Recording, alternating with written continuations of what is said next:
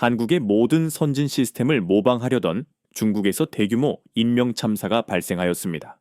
현재 중국에서 건설된 건축물들은 마치 시험용 폭탄과도 같으며 연이은 붕괴 소식에 중국 시민들은 극심한 공포를 느끼고 있는 상황입니다.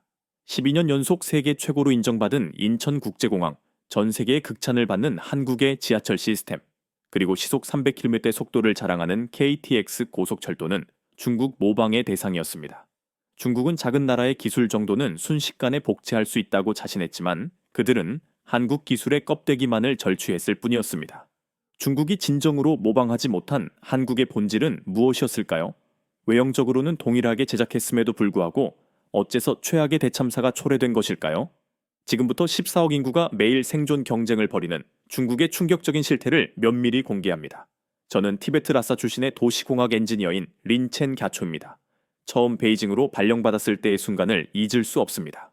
해발 3,900지역 중심의 고향을 뒤로하고 거대한 콘크리트 정글로 진입하는 경험은 마치 다른 행성으로 이동하는 듯한 비현실적인 느낌을 주었습니다. 출발 전날 포탈라 궁이 내려다 보이는 집 마당에서 어머니께서는 전통적인 카타 스카프를 제 목에 걸어주시며 이것이 저를 지켜줄 것이라고 말씀하셨습니다. 하얀 실크 재질의 이 스카프는 티베트인의 축복과 보호를 상징하는 물건이었으나 저는 베이징에서는 티베트 물건을 공유하기 어렵다는 것을 인지하고 그것을 가방 깊숙이 보관했습니다. 라싸 철도청에서 근무하던 중 베이징 본사로부터 스카우트 제안을 받았는데 급여가 무려 5배나 인상되는 거절하기 힘든 조건이었습니다. 갸초, 자네가 우리 회사의 미래일세라는 말에 가슴이 뛰었으나 어머니께서는 걱정스러운 눈빛으로 신신당부하셨습니다. 얘야, 우리는 티베트인이다. 베이징에서는 더욱 조심해야 한다. 너의 이름과 억양, 모든 것이 우리가 누구인지 말해준단다. 당시에는 어머니의 말씀을 완전히 이해하지 못했고 그저 제 실력만으로 충분하다고 생각했습니다. 특히 고산지대라는 특수한 환경에서 안전 시스템을 설계한 경력이 높이 평가받았기 때문입니다. 베이징 수도공항에 도착했을 때 저는 말 그대로 숨이 막혔습니다.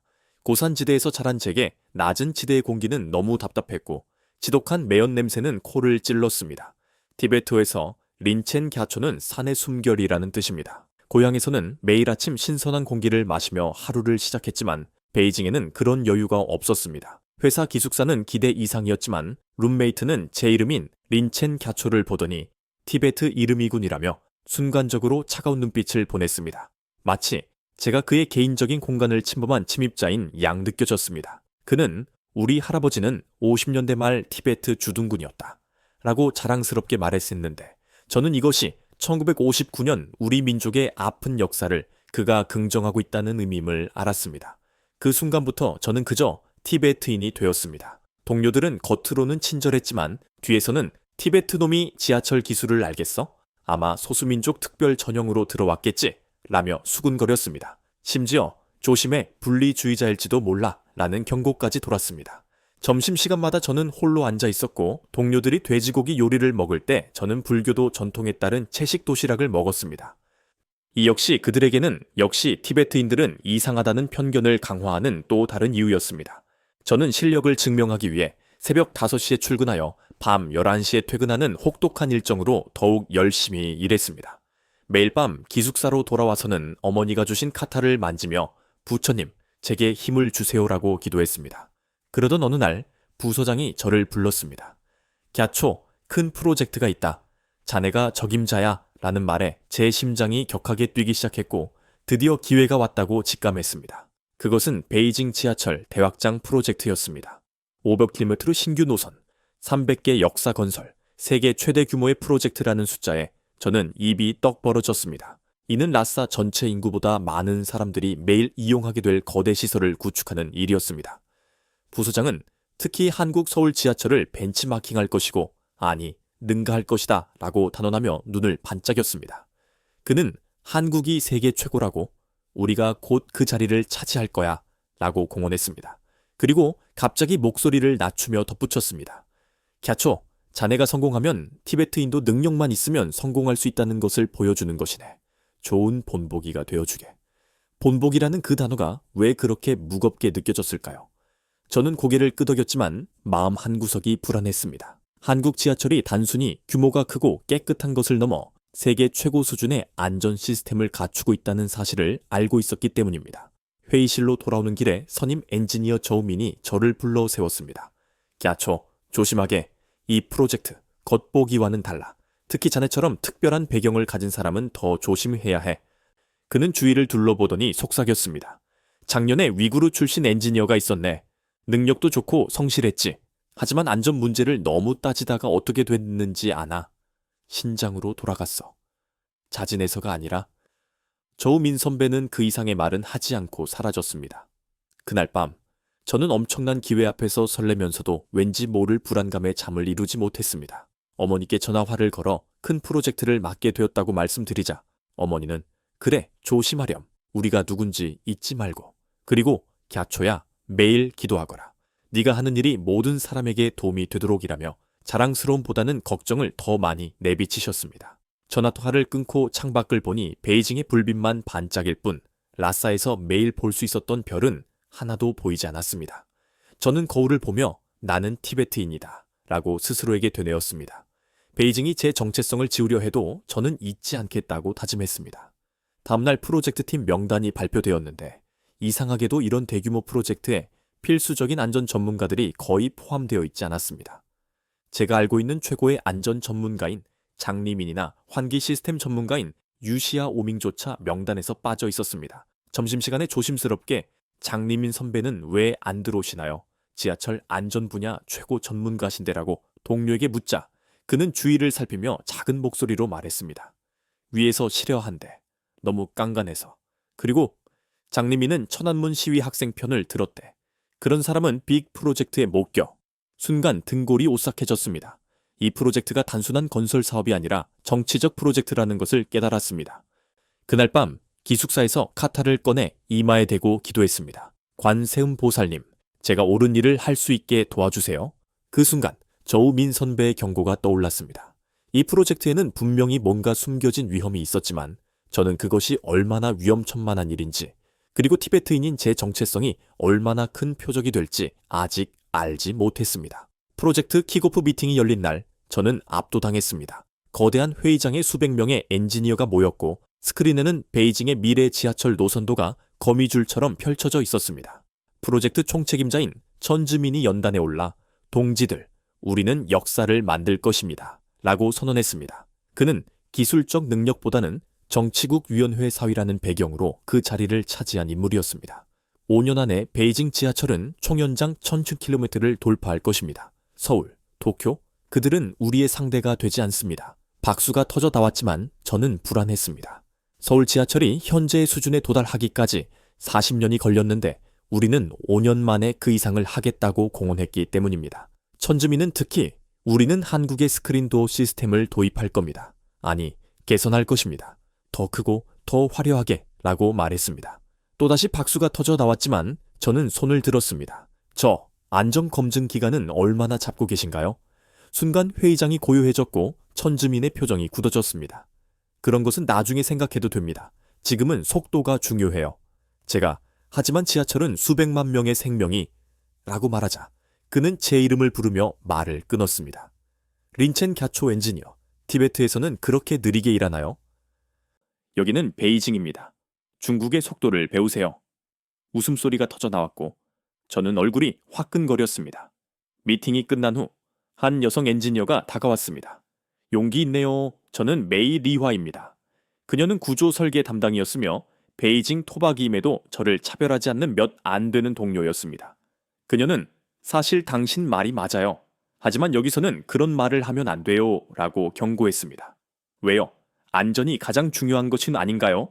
라고 묻자 메이 리화는 한숨을 쉬었습니다. 작년에 선양 지하철 공사 현장에서 붕괴 사고가 있었어요. 23명이 죽었죠. 알고 있었나요? 저는 고개를 저었습니다. 들어본 적이 없었습니다. 그녀는 당연하죠. 언론에 나오지 않았으니까. 그리고 그 사고를 예견했던 안전 담당자는 지금 어디 있는지도 몰라요. 라고 덧붙였습니다. 등골이 오싹해졌습니다. 며칠 후 첫 현장 조사를 나갔습니다. 기존 베이징 지하철 10호선을 둘러보는 일정이었는데 역사에 들어서자마자 환기가 제대로 되지 않아 숨이 막혔습니다. 고산지대에서 자란 제게는 특히 예민하게 느껴지는 문제였습니다. 환기 시스템이 고장인가요? 라고 묻자 안내하던 직원이 웃었습니다. 아니요. 전기 아끼려고 절반만 가동해요. 절반만요. 그럼 화재라도 나면요? 라고 되묻자 에이, 그런 일은 없을 거예요. 라고 무시했습니다. 더 충격적인 것은 비상구 상태였습니다. 절반 이상이 잠겨 있거나 창고로 쓰이고 있었습니다. 이건 명백한 불법 아닌가요? 라고 항의하자 효율적으로 공간을 활용하는 거죠. 한국도 그렇게 한다던데요. 라는 터무니없는 거짓말이 돌아왔습니다. 저는 할 말을 잃었습니다. 팀 회의에서 저는 현재 베이징 지하철의 안전 상태가 심각하며 신규 노선을 만들기 전에 기존 시설부터 개선해야 한다는 보고서를 제출했습니다. 천주민은 소리쳤습니다. 갸초의 유쟁거가 당신은 왜 자꾸 부정적인 얘기만 하나요? 우리는 앞으로 나아가야 합니다. 하지만 이대로는 티베트로 돌아가고 싶나요? 이 한마디는 단순한 질문이 아니라 협박이었기에 저는 입을 다물 수밖에 없었습니다. 그날 밤 메이리화가 조용히 저를 찾아왔습니다. 포기하지 마요. 방법을 찾아봐요. 무슨 방법이 있겠어요? 전 그저 티베트에서 온 엔지니어일 뿐인데. 라고 자포자기하자 그녀는 아니에요. 당신은 유일하게 진실을 말하는 사람이에요. 라고 격려했습니다. 그녀의 눈빛에는 진심이 담겨 있었고 그녀 역시 매일 지하철을 타는 사람으로서 불안감을 느끼고 있었습니다. 우리는 비공식적으로 안전 문제를 조사하기로 결심했습니다. 위험한 일이었지만 누군가는 해야 했기 때문입니다. 다음 주 충격적인 발표가 있었습니다. 한국 방문단을 구성하여 서울 지하철을 직접 보고 배워올 것이라는 내용이었습니다. 제가 손을 들어 저도 가고 싶다고 요청하자 천즈민은 비웃었습니다. 티베트인이 한국에 가서 뭘 배우겠다고 당신은 여기서 도면이나 그리세요. 결국 방문단에는 천즈민의 측근들, 즉 기술자보다는 정치적 인물들만 포함되었습니다. 일주일 후 그들이 가져온 것은 화려한 사진뿐이었습니다. 보세요. 한국 지하철입니다. 우리는 이보다 2배는 화려하게 만들 겁니다. 사진 속 서울 지하철은 깨끗하고 현대적이었으나 정작 핵심인 안전 시스템이나 운영 노하우에 대한 자료는 전무했습니다. 저는 혼자 인터넷으로 한국 지하철을 조사하기 시작했습니다. 그리고 놀라운 사실을 발견했습니다. 한국은 2003년 대구 지하철 참사 이후 안전 시스템을 완전히 개편했으며 모든 역사에 스크린 도어를 설치하고 실시간 모니터링 시스템과 정기적인 안전 훈련을 구축했다는 것이었습니다. 왜 이런 자료를 안 가져왔을까? 메이리화는 쓴웃음을 지었습니다. 가져왔겠죠. 하지만 보여주고 싶지 않은 거예요. 돈이 너무 많이 드니까. 저는 이 프로젝트가 처음부터 안전이 아니라 정치적 치적을 위한 것임을 깨달았습니다. 하지만 이미 시작된 일을 막을 수는 없었고 할 수 있는 건 최선을 다해 조금이라도 안전하게 만드는 것 뿐이었습니다. 메이리화는 갑자기 갸초 씨, 한국인과 우리 만주족이 같은 조상이라는 거 알아요? 라고 물었습니다. 그녀의 할머니는 만주족이나 한국인이나 모두 단군 왕검의 후손이며 고구려를 공동의 역사로 공유한다고 했다는 것입니다. 그래서 한국의 성공이 부럽기도 하고 질투도 나는 거죠. 같은 뿌리인데 왜 그들만... 그녀의 말에는 복잡한 감정이 담겨 있었고 저는 그것이 이 프로젝트의 또 다른 동력, 즉 경쟁 심리라는 것을 깨달았습니다. 프로젝트가 본격화되면서 이상한 일들이 계속 발생했습니다. 먼저 안전 관련 예산이 원래 계획의 30% 수준으로 대폭 삭감되었습니다. 대신 역사 내부 장식과 광고판 설치 예산은 2배로 늘어났습니다. 제가 화려하면 뭐해요? 사람이 죽으면 이라고 항의하자 천즈민은 냉소적으로 웃었습니다. 갸초, 당신은 너무 비관적이야. 중국인들은 강해요. 작은 사고 정도는 견딜 수 있습니다. 지하철 사고가 어찌 작은 사고일 수 있단 말입니까? 더 충격적인 일은 다음 주에 일어났습니다. 프로젝트 팀에서 안전 전문가들이 하나둘 사라지기 시작한 것입니다. 환기 시스템 전문가 류 샤오밍은 갑자기 허베이성으로 정은을 갖고 정의 안전 담당자 순리는 병가를 낸 후 돌아오지 않았습니다. 메이리화에게 묻자 그녀는 주위를 둘러보며 속삭였습니다. 순리가 병가 낸 게 아니에요. 해고당한 거예요. 스크린 도어 정의 용량이 부족하다고 보고서를 올렸대요. 소름이 돋았습니다. 안전 문제를 제기하면 해고당하는 것이 현실이었습니다. 그때 저우민 선배가 다시 나타났습니다. 그는 여전히 프로젝트에 참여하고 있었지만 수척해 보였고 말이 없었습니다. 회사 옥상으로 올라간 그는 담배를 피우며 말했습니다. 내가 20년 동안 지하철 설계를 했어. 베이징, 상하이, 광저우 다 해봤지? 그는 자신이 최고의 전문가라는 사실을 알면서도 이제는 그저 입 다물고 지시를 따르는 기술자일 뿐이라고 자조했습니다. 그는 2008년 베이징 올림픽 때도 무리한 지하철 확장이 있었고 그때 안전 문제를 제기했던 동료 하나가 공식적으로는 교통사고로 실종되었다고 털어놓았습니다. 이는 침묵을 강요하는 경고였다는 것입니다. 저우민 선배는 제 어깨를 잡으며 특히 너 같은 티베트인은 더 조심해야 해. 그들에게 넌 언제든 희생시킬 수 있는 타겟이야. 라고 경고했습니다. 그럼 어떻게 해야 하나요? 그는 살고 싶으면 입 다물고 시키는 대로 해. 라고 말했지만 잠시 망설이다가 작은 종이를 건넸습니다. 정말 위험하다고 생각되면 이곳으로 연락해. 해외 언론사야. 저는 놀라 그를 쳐다봤습니다. 선배님도 그들과 그는 쉿 아무에게도 말하지 마. 내 목숨이 달린 일이야. 라고 당부했습니다. 그날 이후 저는 두 가지 일을 병행하기 시작했습니다. 겉으로는 순종적인 엔지니어 역할을 하면서 몰래 안전 문제들을 상세히 기록했습니다. 문제는 예상보다 훨씬 심각했습니다. 스크린도어 강도 테스트 결과는 한국 제품의 60% 수준에 불과했습니다. 긴급 제동 시스템은 아예 빠져 있었고 화재 감지 센서는 10분에 1만 설치하기로 결정되었습니다. 이는 시한폭탄이나 다름없었습니다. 메이 리화에게 이 사실을 보여주자 그녀 역시 경악했지만 우리가 할 수 있는 일은 없었습니다. 그때 상하이 지하철에서 스크린도어 오작동으로 3명이 사망했다는 충격적인 소식이 들려왔습니다.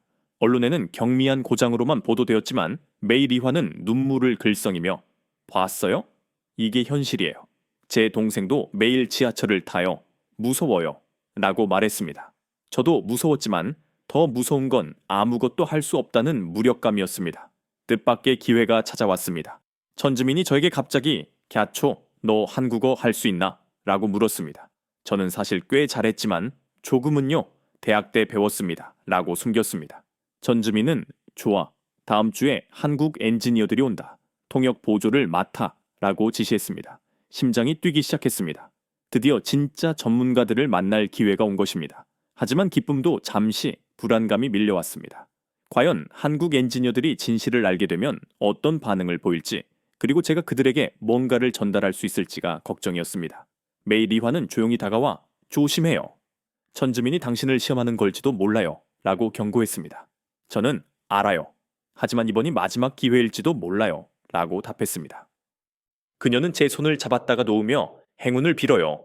우리 모두를 위해서 라고 말했습니다. 한국 엔지니어들이 오기 전 저는 직접 베이징 지하철 전 구간을 조사하기로 했습니다. 제대로 된 현실을 파악해야 했기 때문입니다.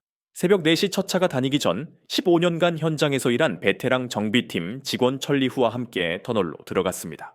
천리후는 갸초 씨, 정말 다 보고 싶은 거예요? 라며 심상치 않은 표정을 지었습니다. 헤드라이트를 켜고 터널로 들어가자 환기구의 절반이 먼지로 막혀 있었고 일부는 아예 콘크리트로 봉인되어 있었습니다. 이게 왜 이렇게 됐죠? 천리후는 위에서 냄새 난다고 막으래요. 지상상가 사람들이 항의했거든요. 라고 답했습니다. 이는 미친 짓이었습니다. 화재라도 나면 연기가 빠져나갈 곳이 없는 것입니다. 더 충격적인 건 비상 대피로였습니다. 천리후가 13번 대피로 입구에 손전등을 비추자 대피로가 창고로 변해 청소 도구, 광고판, 심지어 폐기물까지 가득한 것을 보고 저는 경악했습니다. 이건 명백한 불법이에요. 천리후는 쉿, 조용히 해요. 여기도 도청 장치가 있을지 몰라요. 작년에 화재 대피 훈련을 하려 했는데 대피로 10개 중 7개가 이런 상태였어요. 라고 속삭였습니다. 보고서를 쓴 안전 담당자는 다음날 사라졌다고 말했습니다. 2호선 구간에 도착했을 때는 더욱 끔찍했습니다. 철로 곳곳에 물이 고여 있었고 전기 케이블 일부가 물에 잠겨 있었습니다. 이건 감전사고 위험이 천리후는 올해만 3번 있었어요. 다행히 직원들이라 쉬쉬했지만 이라고 말했습니다. 제가 사진을 찍으려 하자 그는 미쳤어요? 잡히면 우리 둘 다 끝이에요. 라고 막았지만 저는 몰래 휴대폰으로 동영상을 찍어 증거를 확보했습니다. 가장 충격적인 곳은 13호선 환승역의 스크린도어였습니다. 천리후가 가리킨 스크린도어는 설치된 지 석 달 만에 육안으로도 휘어져 있었습니다. 싸구려 자재를 썼거든요. 제가 살짝 밀어보니 덜컹거리며 움직였습니다. 이게 어떻게 안전검사를 통과했죠? 천리후는 비웃었습니다. 안전검사요? 서류에 도장만 찍으면 끝이에요. 출근 시간이 되자 역사는 인산인해를 이루었고 승객들은 스크린도어가 완전히 닫히기도 전에 뛰어들었습니다. 경고음이 울려도 아무도 신경 쓰지 않았습니다. 한 여성은 가방이 문에 끼었는데도 그냥 잡아당기며 탔고 제가 위험해요. 가방을 빼세요. 라고 소리쳤지만 그녀는 오히려 짜증을 냈습니다. 바로 그때 스크린도어에서 드드득 하는 마찰음과 함께 문이 제대로 닫히지 않았습니다. 영무원은 무정의로 보고하는 대신 그냥 발로 문을 찼습니다. 이렇게 하면 안 돼요 라고 제가 항의했지만 영무원은 그럼 어쩌라고요? 하루에도 수십 번씩 이러는데 라고 답했습니다. 그들은 완전히 망가질 때까지 고치지 않는다고 탐했습니다. 한국에서는 작은 이상이라도 즉시 정비한다는 사실을 알고 있었던 저로서는 충격이었습니다. 점심시간 저는 환승역 대합실로 갔습니다. 비상구 앞에는 노점상들이 좌판을 펼쳐놓고 있었습니다. 여기 비상구인데 비켜주세요. 뭐간지 어때서요? 10년째 여기서 장사하는데 한 번도 문제 없었어요. 심지어 비상구 손잡이는 녹이 슬어 열리지도 않았습니다. 화장실 옆 정의실은 문이 열려 있었는데 전선들이 엉망으로 얽혀 있었고 일부는 피복이 벗겨져 있어 화재 위험이 매우 높았습니다. 갑자기 나타난 보안 요원이 저를 제지하며 여기는 출입 금지야. 시골놈이 뭘 안다고 참견이야? 라며 제 티베트 억양을 알아채고는 거칠게 밀어냈습니다. 회사로 돌아온 저는 곧바로 보고서를 작성했지만 메일 이화는 소용없어요. 천주민이 묵살할 거예요. 라며 말렸습니다. 그때 한국의 이석호 수석 엔지니어로부터 전화화가 왔습니다. 베이징 지하철 자료를 미리 검토했는데 좀 이상한 점이 있어서요. 혹시 현장 상황을 솔직히 알려주실 수 있을까요? 저는 도청 가능성을 우려해 내일 직접 뵙고 말씀드릴게요. 라고 답했습니다. 이석호 엔지니어는 이미 뭔가를 알고 있는 듯 정말로 스크린도어 안전 기준을 충족했나요? 라고 물었고 저는 내일 모든 걸 보여드리겠습니다. 라고 결심을 굳혔습니다. 그날 밤 저우 민 선배가 다시 찾아왔습니다. 갸초, 내일 조심해. 한국팀 일정에 감시 요원이 붙을 거야. 그는 혹시 자신에게 무슨 일이 생기면 믿을 만한 사람에게 전해달라며 모든 증거가 담긴 작은 봉투, USB를 건넸습니다. 그는 이미 늦었어. 하지만 너라도 라며 결연한 의지를 보였습니다. 다음날 아침 이석호 수석 엔지니어를 비롯한 한국 전문가팀이 베이징 서우두 공항에 도착했습니다. 그들은 화려한 양복 대신 실용적인 작업복을 입고 겸손한 미소를 띠고 있었습니다.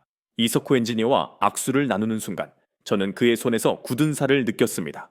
현장을 아는 진짜 엔지니어였습니다. 공항에서 호텔로 가는 길, 천즈미는 우리는 5년 안에 서울을 능가할 겁니다.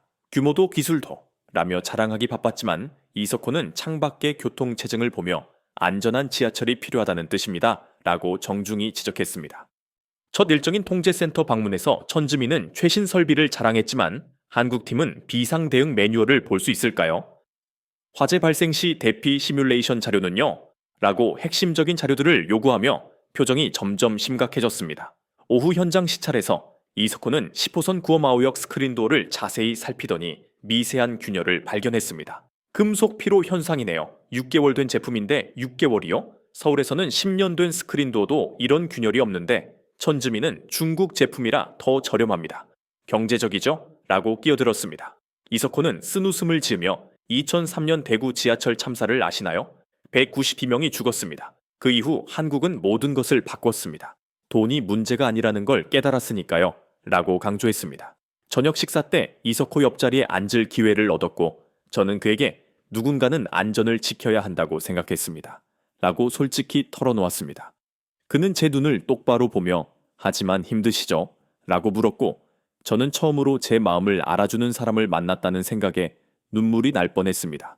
한국이 어떻게 안전 문화를 만들었는지 묻자 이석호는 대구 참사 이후 시민들이 자발적으로 훈련에 참여하게 되었으며 시설만으로는 안 된다는 것을 깨달았기 때문이라고 설명했습니다. 그는 오늘 본 것 중에 정말 위험한 게 있었나요? 라고 물었고 저는 너무 많아서 어디서부터 말해야 할지 라고 답했습니다. 이석호는 다음날 자유시간에 진짜 현장을 보여줄 수 있냐고 물었고 저는 위험한 제안이었지만 마지막 기회임을 직감하고 알겠습니다. 라고 답했습니다. 다음날 새벽 저는 이석호와 그의 팀원 2명을 몰래 만나 2호선 구간 중 가장 오래되고 문제가 많은 곳으로 안내했습니다. 그들이 목격한 것은 충격 그 자체였습니다. 쓰레기로 가득 찬 비상구, 물에 잠긴 전선, 작동하지 않는 스크린도어 센서 등을 이석호는 모두 사진과 동영상으로 기록했습니다. 그는 갸초씨, 이런 상태로 운행하면 대형 사고는 시간 문제요. 라고 경고했습니다. 한국 기술을 도입한다고 하지 않았냐는 팀원의 질문에 저는 겉모습만요. 스크린도어도 모양만 비슷하게 만들었죠? 라고 씁쓸하게 웃었습니다. 이석호는 기술 이전 시 가장 강조했던 안전 시스템은 비싸다는 이유로 제외하고 만들었다는 사실에 한숨을 쉬었습니다. 돌아오는 길에 이석호는 공식 보고서에 이 내용을 넣겠습니다. 물론 압력이 있겠지만 이라고 말했습니다. 그는 한국도 많은 희생 뒤에 배웠다며 다른 나라가 같은 실수를 반복하는 것을 보고만 있을 수 없다고 단언했습니다. 그날 오후 공식 회의에서 이석호는 침착하게 기술적 조언을 했지만 핵심은 명확했습니다. 안전 시스템 없는 스크린도어는 흉기입니다. 비상 대피로 확보는 필수입니다. 천지민은 얼굴이 붉어졌지만 모든 지적이 정확했기에 반박할 수 없었습니다. 회의가 끝나고 이석호는 저에게 한국 지하철 안전 매뉴얼 전체가 담긴 자료를 한글, 영어, 중국어 번역본으로 건네며 당신이 유일하게 이걸 제대로 사용할 사람 같아서요 라고 말했습니다. 마지막 날 이석호는 포기하지 마세요. 언젠가는 바뀔 겁니다. 대구 참사 때 한국도 그랬어요. 비극이 있기 전에는 아무도 안 들었죠. 하지만 갸초 씨 같은 사람이 있다면 그 비극을 막을 수도 있을 겁니다. 라고 격려했습니다. 그는 명함을 건네며 돕겠다고 약속했습니다. 한국팀이 떠난 뒤 저는 제 미래를 위험에 빠뜨리더라도 최선을 다해 할 수 있는 모든 것을 해보기로 결심했습니다. 이석호는 떠나기 전 한국인과 만주족이 단군 왕검의 후손이라는 이야기에 미소를 지으며 그래서 더 안타까워요. 같은 뿌리에서 다 왔는데 왜 이렇게 다른 길을 가는지. 하지만 그래서 더 도와야죠. 형제니까요. 라고 말했고 그의 말이 제 가슴에 깊이 남았습니다. 한국팀이 떠나자 회사 분위기는 완전히 바뀌었습니다. 천지민은 분노에 가득 찬 목소리로 저를 불렀습니다. 네가 한국 놈들에게 뭘 보여줬어? 네가 몰래 그들을 데리고 다닌 거 다 알아. CCTV에 찍혔더군. 그는 티베트 놈이 감히 나를 배신해. 라며 책상을 내리쳤습니다. 안전 문제를 지적하자 천지민은 안전? 그딴 게 뭐가 중요해. 중요한 건 속도야. 5년 안에 완성해야 한다고. 라고 일갈했습니다. 그때 당 간부들이 들어와 린첸 갸초, 당신은 국가 기밀을 유출한 혐의를 받고 있습니다. 라고 통보했습니다. 안전 문제가 우리의 약점을 노출시킨 반역 행위라는 것이었습니다. 저는 일주일 내에 한국팀과 무슨 얘기를 했댔는지 모두 보고하라는 지시를 받았습니다. 사무실을 나오자 메이 리화가 기다리고 있었어요. 들었어요. 정말 위험해요. 일단 피하세요. 그리고 그녀는 프로젝트가 완전히 바뀐대요. 한국 것을 베끼기로 했다면서요. 라고 속삭였습니다. 다음날 전체 회의에서 천지민은 한국 스크린도어와 똑같이 만들 겁니다. 아니, 더 크고 화려하게 라고 자신만만하게 발표했습니다. 하지만 다음 말이 문제였습니다. 단, 불필요한 안전장치는 빼고 제작 비용을 50% 줄일 겁니다. 제가 손을 들어 안전성을 묻자 그는 갸초, 넌 이제 발언권이 없어 라고 단호하게 막았습니다. 센서나 비상정지 장치를 빼면 위험하지 않냐는 다른 엔지니어의 질문에는 한국도 처음엔 그런 거 없었어. 나중에 추가하면 돼. 라는 명백한 거짓말로 일관했습니다. 회의 후 설계팀이 보여준 새 설계도는 경악할 수밖에 없었습니다. 스크린도어 두께는 한국 규격의 60%, 안전 센서는 10개에서 2개로 축소, 비상정지 버튼 및 틈새 안전장치는 삭제되었습니다. 이는 명백한 자살 행위였습니다. 더 충격적인 것은 시공업체 선정이었는데 낙찰된 화롱건설은 천지민의 처남이 운영하는 건설 경험이 전무한 회사였습니다. 밤늦게 저우 선배가 찾아왔습니다. 갸초, 큰일이야. 화롱건설이 하청을 또 하청 주고 있어. 최종 시공사는 농촌 인부들을 쓰는 영세업체야. 품질 관리가 불가능하지. 그는 서류를 보여주었는데 스크린도 유리마저 안전 유리가 아닌 일반 유리로 교체되었음이 명시되어 있었습니다. 저는 이를 막아야 한다고 했지만 저우미는 제가 이미 감시받는 처지임을 상기시켰습니다. 저는 몰래 이석호 엔지니어에게 이메일을 보냈습니다. 김 선생님, 상황이 더 나빠졌습니다. 그들이 한국 기술을 흉내만 내고 있어요. 안전장치는 다 빼고요. 이석호는 공식적으로 도울 수 없지만 국제 안전기준 자료를 보낸다며 이를 설득에 사용해보라고 했습니다. 하지만 그 자료를 쓸 기회는 없었습니다. 다음 날 저는 인사팀으로부터 프로젝트 제외 및 시안지사로 좌천 통보를 받았습니다. 내일까지 짐 싸세요. 메이리화는 울고 있었고 자신도 문제 제기 시 해고 경고를 받았다고 했습니다. 짐을 싸던 중 모르는 번호로 전화가 왔습니다.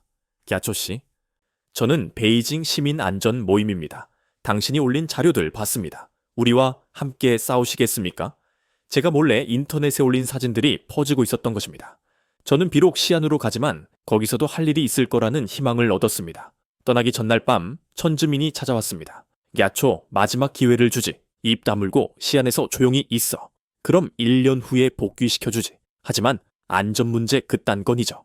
그는 차가운 미소를 지으며 제 고향 가족들의 안부를 언급했고 이는 노골적인 협박이었습니다. 저는 고개를 숙였지만 마음속으로는 시안에서도 계속 싸울 것을 다짐했습니다. 시안행 기차에서 저는 저우민 선배가 남긴 USB를 다시 확인했습니다. 그 안에는 스크린도어뿐만 아니라 신호체계, 전력 시스템, 환기 시스템 등 전체 시스템이 최저가 입찰로 부실하게 시공되었다는 충격적인 자료들이 가득했습니다. 이는 대형 참사가 일어날 수밖에 없는 구조였습니다. 시안으로 좌천된 지 한 달 만에 메이 리화에게서 연락이 왔습니다. 저우민 선배가 실종되었다는 소식이었습니다. 그는 내부 고발을 준비하고 있었다고 했습니다. 그날 밤 제 휴대폰의 발신자 표시 제한으로 입 다물어 내 차례가 될 수도 있다는 섬뜩한 문자가 왔습니다. 저는 시안 지하철 현장도 조사하기 시작했고 그곳은 베이징보다 더 심각했습니다. 2호선 공사 현장의 인부는 스크린도어 설치가 대충 끼워 맞추는 거지.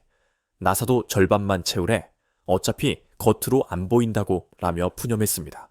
증거를 수집하던 중 뜻밖의 연락을 받고 저우민의 동료를 비밀 장소에서 만났습니다. 그는 저우민이 만약을 대비해 남긴 USB를 건넸습니다. 이 USB에는 강도 테스트 조작 영상, 뇌물 수수 녹음 파일, 부실 자재 구매 내역, 안전검사 서류 조작 자료, 그리고 저우민 선배의 육성 녹음이 담겨 있었습니다. 누군가 이걸 듣고 있다면 나에게 무슨 일이 생긴 거겠지. 하지만 포기하지 마. 진실은 반드시 밝혀져야 해. 특히 갸초, 네가 듣고 있다면 넌 할 수 있어. 포기하지 마. 눈물이 났습니다. 저는 이 자료를 세상에 알리기로 결심했고 이석호 엔지니어의 명함을 떠올렸습니다. 위험을 감수하고 이메일을 보냈습니다. 김 선생님, 중요한 자료가 있습니다. 한국 언론에라도 알려주세요. 중국에서는 불가능합니다. 이석호 엔지니어는 즉시 답장했습니다. 받았습니다. 국제안전기구에 전달하겠습니다. 갸초 씨 조심하세요. 며칠 후 해외 언론에 중국 지하철 스크린도어 안전기준 미달 충격이라는 기사가 났지만 중국 내에서는 철저히 차단되었습니다.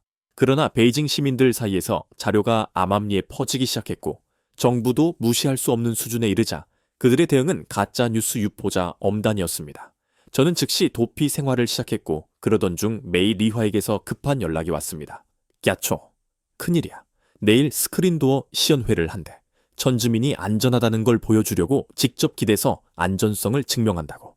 그곳은 바로 우리가 처음 문제점을 발견한 10호선 구어마우역, 가장 부실한 곳 중 하나였습니다. 저는 위험을 무릅쓰고 베이징으로 향했습니다. 시연회 당일 아침 구어마우역은 기자들로 가득 찼습니다. 천즈민은 자신만만하게 스크린도어를 두드리며 우리 스크린도어는 완벽합니다. 외국 언론의 가짜 뉴스에 속지 마십시오라고 말했습니다. 바로 그때 드드드 이상한 소리가 나더니 스크린도어가 미세하게 흔들리기 시작했습니다. 제가 위험해요. 모두 뒤로 라고 소리쳤지만 늦었습니다. 쾅! 스크린도어 하나가 경첩에서 갑자기 빠지며 쓰러졌고 천즈민은 간신히 피했지만 한 기자가 다쳤습니다. 현장은 아수라장이 되었습니다. 경비원들이 저를 붙잡으려 했지만 기자들이 먼저 마이크를 들이댔습니다. 저는 카메라를 보며 외쳤습니다. 저는 이 프로젝트의 엔지니어였습니다. 스크린도어는 기준 미달입니다. 안전장치가 다 빠져 있어요. 제 인터뷰는 해외 언론을 통해 생중계되었고 연행되면서도 저는 계속 외쳤습니다. 시민 여러분, 지하철이 위험합니다. 정부는 진실을 숨기고 있어요. 이 영상은 전 세계로 퍼졌고 저는 감옥에 갇혔습니다. 며칠 후 간수는 갸초, 너 때문에 난리야. 시민들이 지하철 타기를 거부한대 라고 말했습니다. 제가 한 말이 일부 효과가 있었던 것입니다. 감옥에 갇힌 지 2달 후 변호사를 통해 소식을 들었습니다.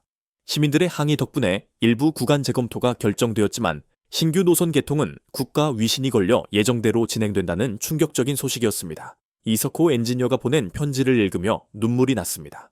갸초 씨, 당신의 용기에 감동했습니다. 포기하지 마세요. 진실은 힘이 있습니다. 개통식 일주일 전 천즈민이 면회를 왔습니다. 만족하나? 영웅놀이 한 결과가 이거야. 그래도 개통식은 한다. 화려하게 성대하게. 그는 개통식 날은 VVIP들만 탈 것이고 일반인은 다음 날부터 탈 것이라는 섬뜩한 사실을 알려줬습니다. 그는 너는 곧 티베트로 추방될 거야. 영원히 라고 선언했습니다. 개통식 당일 감방에서 TV 중계를 봤습니다. 화려한 리본 커팅식 후 다행히 그날은 무사히 지나갔지만 불안감은 가시지 않았습니다. 다음날 아침 간수가 급히 들어와 "갸초, 이가 맞았어. 사고가" 라고 외쳤습니다. 신규 노선에서 스크린 도어가 고장났다는 것이었습니다. 긴급 석방된 저는 밖에서 기다리던 메이리화의 창백한 얼굴을 마주했습니다. "갸초, 큰일이야. 14호선에서 스크린 도어 3호개가 동시에." 출근 시간, 수천 명이 탄 상황에서 스크린 도어가 갑자기 열리고 닫히기를 반복하면서 패닉이 일어났고 최소 50명이 다쳤다고 했습니다. 정부는 즉시 언론 통제령을 내렸고 단순 고장으로 발표하며 역을 폐쇄했습니다. 우리는 14호선으로 향했고 내부를 볼 수 있는 건물 옆에서 참상을 목격했습니다. 여러 개의 스크린 도어가 부서져 있었고 혈흔이 여기저기 있었습니다. 이는 안전장치 없는 스크린 도어가 오작동하면서 발생한 제가 정확히 경고했던 부분이었습니다. 증거를 모으려 사진과 동영상을 찍는 순간 작업자들이 부서진 스크린 도어를 새 것으로 교체하는 증거 인멸 장면을 목격했습니다.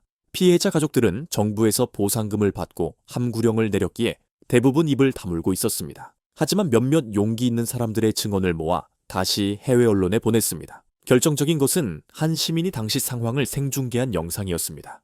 "여기 14호선인데 지금 스크린 도어가 미쳤어요. 사람들이 깔리고." 이 영상이 유출되자 중국 정부도 더는 숨길 수 없었지만 여전히 일부 기술적 결함이 있었다.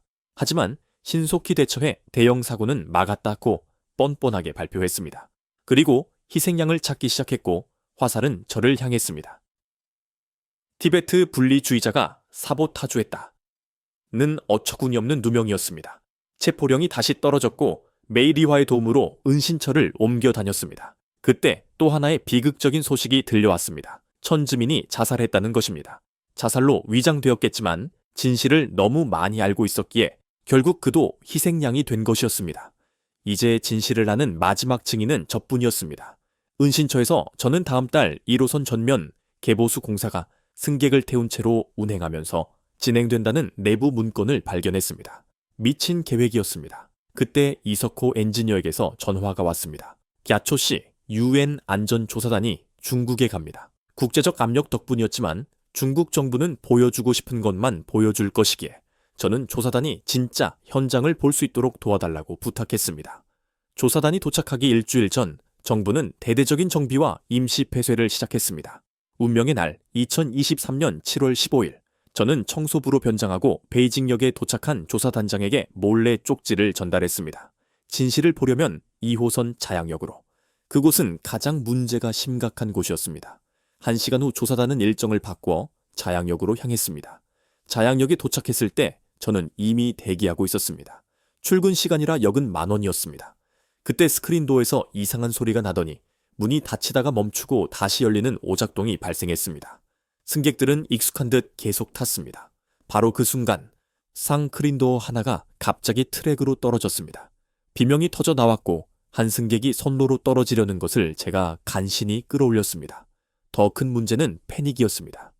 승객들이 출구로 몰리면서 압사 위험이 발생했었는데 비상구는 잠겨 있었습니다. 역무원들은 우왕좌왕했습니다. 조사단이 이 모든 것을 목격했습니다. 정부 관계자는 변명하기 바빴지만 쿵! 또 다른 스크린도어들이 도미노처럼 연쇄 고장을 일으켰습니다. 제가 전원 차단을 외쳤지만 매뉴얼이 없어 아무도 방법을 몰랐습니다. 결국 최악의 순간이 왔습니다. 한 어린이가 닫히는 문에 끼었어요. 센서가 없었기에 문은 계속 닫히려 했고 장애 1한 메이리와 이 비상도끼를 들고 와 유리를 깨고 아이를 구했지만 아이는 이미 의식을 잃은 상태였습니다. 저는 모든 것을 포기하고 조사단 앞에서 외쳤습니다. 저는 이 시스템을 설계한 엔지니어입니다. 이 모든 걸 예견했습니다. 하지만 정부는 묵살했어요. 경찰이 저를 체포하려 했지만 조사단이 막았습니다. 이 사람은 중요한 증인입니다. 그때 정전이 되었습니다. 예산 절감으로 비상등마저 작동하지 않았습니다. 30분 만에 전기가 들어왔을 때 역은 아수라장이었습니다. 조사단장은 제게 다가와 보고서 잘 봤습니다. 이제 믿으시나요? 이건 시스템의 완전한 실패입니다. 즉각 조치가 필요해요. 라고 말했습니다. 중국 정부는 여전히 단순 정전사고, 티베트 테러리스트의 소행이라며 인정하지 않으려 했지만 이미 전 세계가 목격한 참사였습니다. 저는 다시 체포되었지만 국제사회가 지켜보고 있었기에 상황은 달랐습니다. 유엔 조사단의 강력한 항의와 한국 정부의 외교적 압력으로 중국 정부는 궁지에 몰렸고 결국 갸초 넌 추방이다. 다시는 중국 땅을 밟지 마라는 결론이 내려졌습니다. 추방이었지만 살아서 나갈 수 있다는 것만으로 저는 미소 지었습니다. 조사단 앞에서 벌어진 참사 이후 중국 정부는 은폐를 선택했습니다. 공안이 저를 연행하려 했으나 조사단이 보호했고 저는 가방에 있던 USB를 조사단장에게 건넸습니다.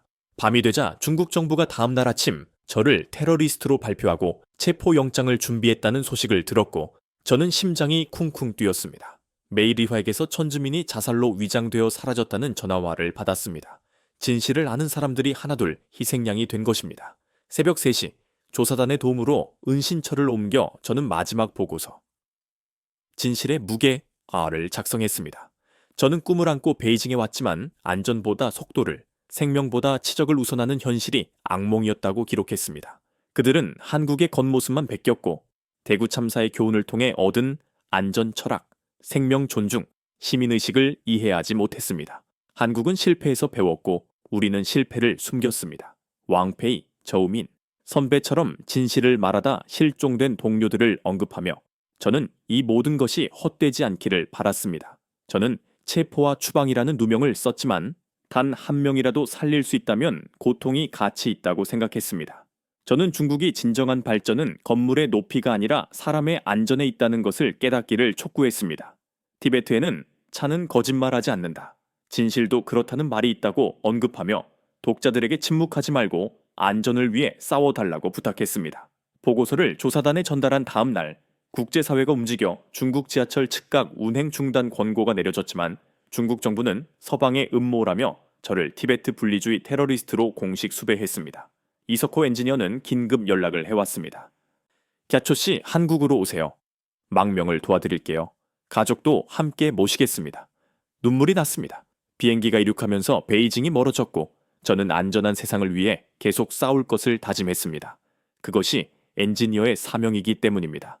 인천공항에 도착했을 때 이석호 엔지니어가 기다리고 있었고 어서 오세요, 갸초 씨. 이제 안전합니다. 라는 말에 2년간의 긴장이 무너져 내렸습니다. 저는 인도적 체류자로 한국 정부의 보호를 받았고 한국철도공사에서 안전 컨설턴트 제안을 받았습니다. 일주일 후 어머니와 동생이 도착했고 어머니는 잘했다. 네가 옳았어. 라며 저를 안아주셨습니다. 첫 출근 날 한국철도공사 안전팀은 저를 환영하며 중국의 경험을 통해 배울 점이 있을 것이라고 말했습니다. 그들은 실패에서도 배운다는 자세를 보였습니다. 저의 첫 프로젝트는 제 경험을 바탕으로 한 안전 매뉴얼 개선이었습니다. 그러던 중 충격적인 소식이 들려왔습니다. 제가 경고했던 그대로 베이징 지하철 1호선에서 300명 사상의 중국 역사상 최악의 지하철 사고가 발생한 것입니다. 막을 수 있었다는 생각에 가슴이 찢어졌습니다. 사고 이후 국제사회의 압력으로 중국은 전면적인 안전점검을 약속했고 아이러니하게도 그들이 참고한 것은 제가 남긴 보고서들이었습니다. 6개월 후 메이 리화가 홍콩에 있다며 연락이 왔고 그녀 역시 진실을 증언하고 탈출한 것이었습니다. 우리는 함께 안전을 위한 엔지니어 모임 NGO를 만들었습니다.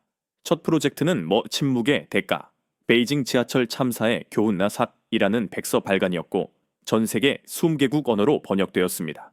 1년 후 중국 내부 고발자는 이메일을 통해 당신이 옳았습니다.